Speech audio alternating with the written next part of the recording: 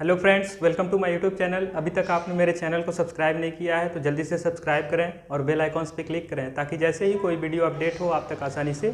आज हम अभाज्य संख्या से रिलेटेड जो प्रश्न बन सकते हैं यूपी ट्रिपल एससी पेट में, वो क्वेश्चंस पे चर्चा करेंगे।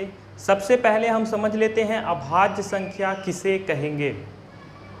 तो अभाज्य संख्या या फिर प्राइम नंबर किसे कहेंगे? वह संख्या जो एक और स्वयं से कट जाए वो हमारी होगी अभाज्य संख्या, जिसे हम इंग्लिश में कहते हैं प्राइम नंबर। फिर से सुनिएगा, वह संख्या जो एक से या फिर उसी संख्या से ही कटे वही संख्या हमारी जो होगी वो कहलाएगी अभाज्य संख्या। जैसे सबसे छोटी अभाज्य संख्या दो एक से कटेगी और दो से ही कटेगी। या क्वेश्चन बन सकता है कि सबसे छोटी सम अभाज्य संख्या, तब भी आंसर 2 ही होगा। 2 के बाद 3, 5, 7, 9 नहीं लिखेंगे क्योंकि 9 1 से भी कटेगा, 3 से भी कटेगा, 9 से भी कटेगा। तो बात हुई है एक और स्वयं से, तो 9 हमारी अभाज्य नहीं विषम संख्या। 9 के बाद आ जाएगा 11, 13, 17, 19, 23। इस तरह से हमारी अभाज्य संख्याएं हैं। इन पर आधारित प्रश्नों की बात करें तो पहला प्रश्न है कि 10 और 20 के बीच जितनी भी अभाज्य संख्या है सबका योगफल याद करना है। तो सबसे पहले 10 और 20 के बीच जो अभाज्य संख्या 10 और 20 के बीच की बात कर रहा है, तो यानी पहले हम लिख लेते हैं संख्या को। पहले हम क्या लिख लेते हैं? संख्या। 10 और 20 के बीच में क्या क्या आएगा? 11, 12, 13, 14, 15, 16, 17, 18, 19, 20, यानी 10 और 20 के बीच का हो गया। जब भी अभाज्य संख्या के बारे में पूछा जाए तो पहले आप सम और विषम वाला काट के निकाल दो, जो बचेगा हमारा अभाज्य हो जाएगा। सम कैसे पहचान करेंगे? इकाई के स्थान पे 0, 2, 4, 6, 8 आना चाहिए। तो यहाँ 2 मिल गया, ये तो हट गया, ये भी खत्म, ये भी खत्म, ये भी खत्म। सम वाला पार्ट निकल गया। अब विषम वाला पार्ट निकाल लेते हैं। 15 विषम है और कुछ नहीं है। अब यहाँ पे जो हमारा बचेगा वो होगा अभाज्य संख्या। क्या क्या बच रहा है? 11, 13, 17 और 19। इनके बीच की संख्याओं का योग करना है, यानी अब सबको क्या कर देंगे? जोड़ देंगे। जोड़ने की कला 9, 1, 10 और 7, 3, 10, 10, 20 को 0 हासिल 2, 1, 1, 2, 1, 3, 1, 4, 2, 6। इसका आंसर आ जाएगा कितना? 60। पहले टाइप का क्वेश्चन इस प्रकार से हो सकता है कि कोई दो संख्या दे दे और बोल दे कि उनके बीच की सभी अभाज्य संख्याओं का योगफल क्या होगा। जैसे एक क्वेश्चन इसी पे और है, 20 और 50 के बीच। तो सबसे पहले काम करना है, संख्या को लिख लो।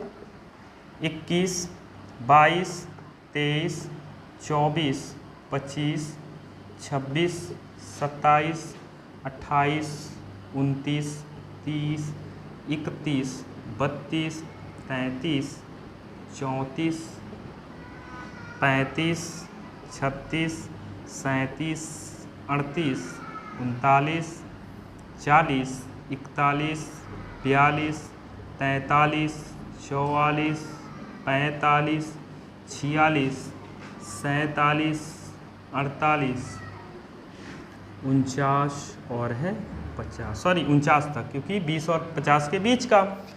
पहला काम आप ये देखो, अभी हम शुरू से चल रहे हैं तो शुरू में अभी लॉन्ग प्रोसेस, फिर इसके बाद जो आसानी से करने का तरीका है वो भी मेरे द्वारा बताया जाएगा।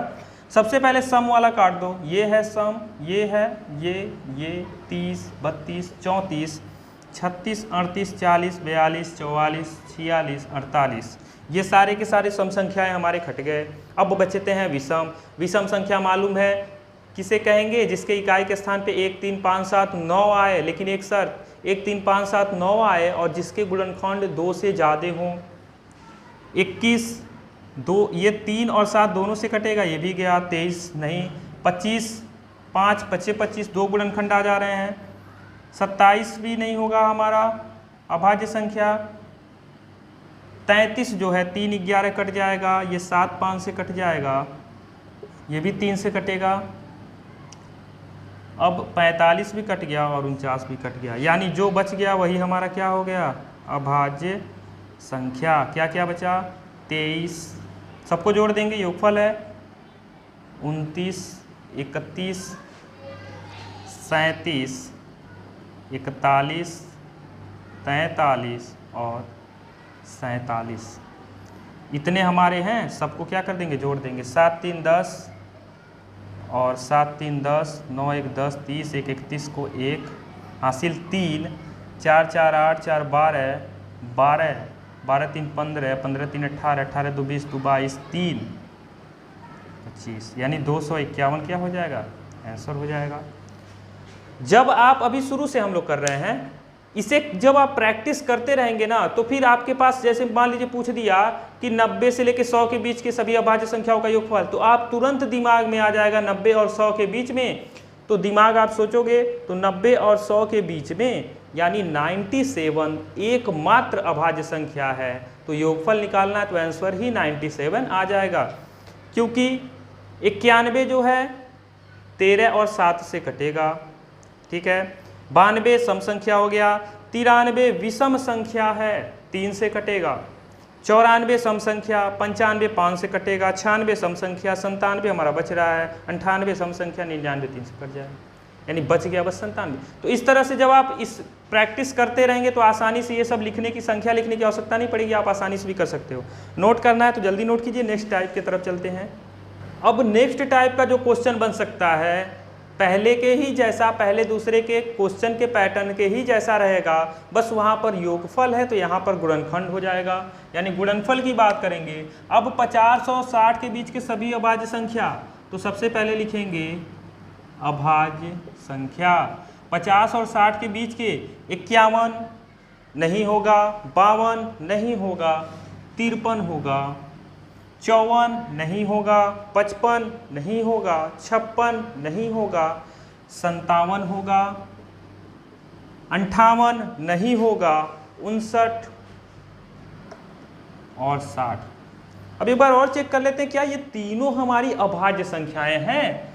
तो 53 किसी से नहीं कटेगा, 1 और 53 से ही कटेगा।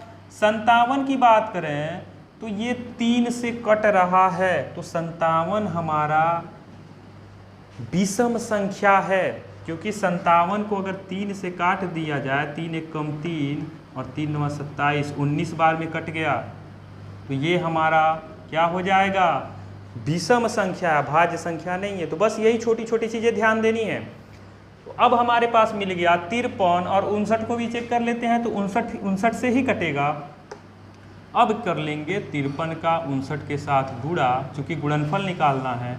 9 3 27 को 7 हासिल 2, 9 5 45, 45 और 2 47, 5 3 15 को 5 हासिल 1, 5 5 25 1 26, 7 2 1 3, यानी 21 37 27 हमारा क्या हो जाएगा, आंसर हो जाएगा। नेक्स्ट क्वेश्चन 90 और 100 के बीच, तो 90 और 100 के बीच सबसे पहले अभाज्य संख्या लिख लेते हैं। तो 90 और 100 के बीच में 91 नहीं होगा, 92 नहीं होगा, 93 यानी पहले लिख लेते हैं 93 यानी 3 से कट रहा है, 94 भी नहीं होगा, 95 तो 5 से कटेगा ही। 96 की बात करें तो ये सम संख्या हो गया, 97, 98 सम संख्या और 99 जो है वो 3 से कट ही रहा है, यानी एकमात्र है 97 जो हमारी अभाज्य संख्या है। तो जब इसके साथ कोई आ ही नहीं रहा है जोड़ा, तो गुणा करने की आवश्यकता ही नहीं है। 90 और 100 के बीच की सभी अभाज्य संख्याओं में मात्र एक अभाज्य संख्या है 97, जिसको हम गुणा कर ही नहीं पाएंगे। इसको नोट करना है तो नोट कर लीजिए और फिर नेक्स्ट टाइप के क्वेश्चंस को देख लेते हैं। नेक्स्ट टाइप में जो क्वेश्चन बनेगा, पहला टाइप हम लोग योगफल से रिलेटेड, दूसरा गुणनफल, तीसरा एलसीएम से रिलेटेड प्रश्न आता है, लॉसव और मौसव से संबंधित। ये कैसे होता है, कोई संख्या दे देगा और बोलेगा उसका अभाज्य गुणनखंड। याद कीजिए कि हम लॉसव कैसे ज्ञात करते थे, अभाज्य गुणनखंड विधि से। जैसे 625 है तो 625 का लॉसव जो निकालेंगे, इकाई के स्थान पे 5 है। अभी विभाज्यता का नियम हम लोग पढ़े नहीं है, इसी में पूर्ण संख्या में ही विभाज्यता भी है, शेषफल प्रमेय भी है और इकाई का अंक तो उधर हम बताएंगे। अभी फिलहाल समझिए इकाई के स्थान पे 5 आएगा तो सिर्फ वो 5 से ही कटता है। 5 एक कम 5, 5 गुना 10, 5 5 25, 5 दूना 10, 5 पचे 25, 5 एक कम 5 और ये कट जाएगा 5 से। यानी अब बात करें अभाज्य गुणनखंड की, तो अभाज्य गुणनखंड हमारा यहाँ पर 5 गुणे 5 गुणे 5 गुणे 5।